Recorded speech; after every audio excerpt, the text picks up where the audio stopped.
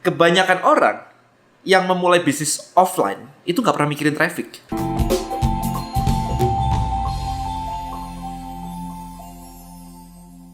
So, saya menerima sebuah pertanyaan kemarin di Instagram saya.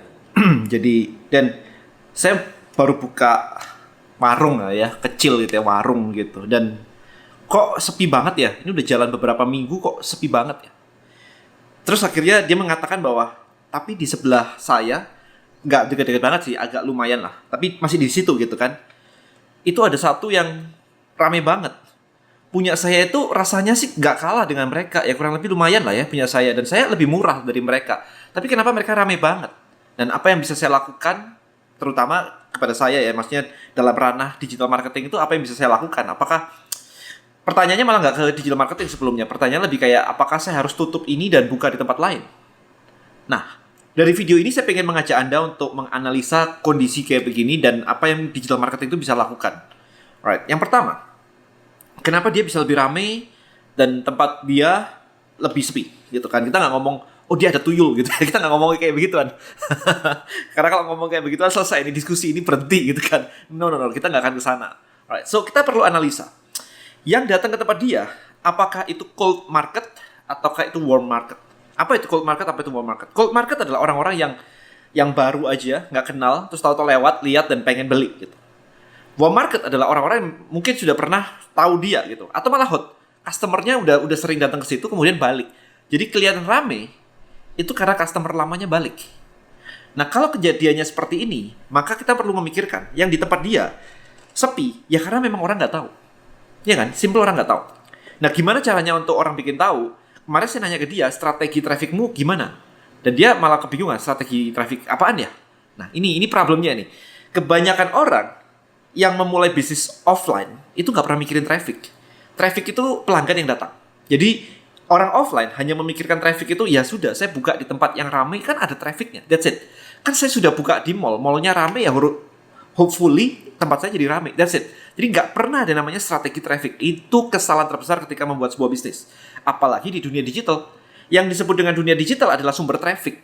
Anda buka di marketplace. Kenapa buka di marketplace? Kenapa Anda nggak buka di toko Anda sendiri? Bikin website sendiri. Kalau di sana kan banyak orangnya, itu traffic. Gitu aja. Kenapa Anda buka di Instagram? Kenapa nggak buka website sendiri? Itu traffic gitu. Jadi dunia online itu kita ngomongin tentang traffic. Kenapa Anda bikin copywriting, bikin desain keren-keren? Why?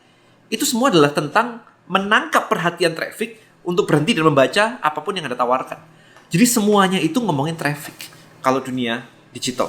Nah, sekarang kalau misalkan dunia offline, traffic yang pada umumnya dilakukan adalah bagi-bagi brosur. Jadi Anda tahu sendiri kan, buka toko habis itu sebar brosur aja. Bahkan di mall, Anda bisa mencegat orang baru masuk mall, atau orang mau naik elevator, atau orang baru keluar lift, Anda kasih brosur. Nah, ini yang disebut dengan cari traffic. Jadi menangkap traffic itu berada di mana, kumpulannya berada di mana, Anda kasih brosur supaya mereka lihat, oh menarik, datang ke tempat Anda. Ini kan sama saja dengan memposting sesuatu di Instagram. Orang ngumpulnya di Instagram, Anda posting sesuatu, hopefully mereka ngelihat, tertarik, dan menuju ke apapun yang Anda tawarkan. Bisa kontak WA, bisa datang ke marketplace Anda, bahkan bisa datang ke toko offline Anda. Ya, jadi Anda perlu perhatikan terlebih dahulu. Nah, sekarang kalau misalnya dulu dia lebih ramai, sekarang dia lebih ramai, kompetitornya sekarang lebih ramai, karena pengunjungnya sudah hot market, udah bolak-balik, maka perlu dianalisa. Dulu dia ramai di awalnya seperti apa? Apakah karena dulunya dia cuma satu-satunya tempat, sehingga ketika orang lewat di situ, yang dilihat cuma punya dia? Sehingga akhirnya orang sudah terbiasa, word of mouth, habis itu sudah nyebar bertahun-tahun, akhirnya orang suka di situ. Bahwa Anda lebih enak, itu nggak penting sebenarnya. Oke, bahwa Anda lebih enak itu nggak penting. Makanan Anda enak, resto Anda enak, itu bikin orang balik. Bukan bikin orang datang. Ingat ya, makanan enak itu bikin orang balik, bukan bikin orang datang. Karena orang datang kan nggak tahu enak atau nggak.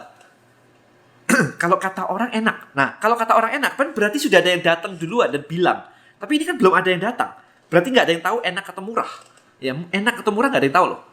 Makanya ini yang kesalahan banyak orang adalah berpikir bahwa buka restoran itu enak dan murah itu adalah satu-satunya jalan. No, itu memang iya bagus untuk recurring, orang datang lagi. Tetapi tidak bagus untuk orang mendatangkan yang pertama kali. Karena orang nggak tahu apakah enak ataukah murah. Ya. Dan Kalau Anda datang ke sebuah restoran, ini kecenderungan banyak orang nih, kita perhatikan ya. Anda datang ke sebuah restoran, kalau restoran itu baru, Anda akan nanya menu favoritnya apa? Atau Anda mencari mana yang paling banyak dipesan orang lain. Meja itu pesan apa? Meja itu pesan apa? Biasa kayak begitu. Oke. Tapi begitu Anda kena satu menu, dan itu enak banget, maka ketika Anda balik ke restoran itu, Anda akan mencari menu yang sama. Ini kecenderungannya. Oke. Let's say, bayangin aja deh.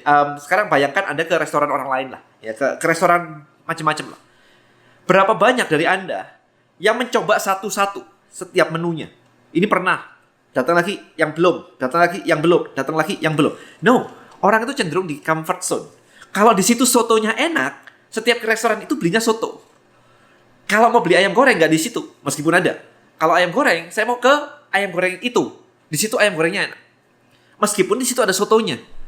Ini kenyataannya seperti itu. In general, ya, karena orang lebih mempertahankan yang namanya zona nyaman. Kalau di situ nyamannya di situ, mencoba menu baru itu tidak menyenangkan. Nanti kalau nggak enak, selalu kayak gitu. Nanti kalau nggak enak. Tapi kalau mencoba restoran baru, kita tahu bahwa itu nanti kita nggak ada ekspektasi apapun. Siapa tahu enak gitu doang. Tapi tanpa tahu menunya enak atau enggak. Pokoknya siapa tahu enak.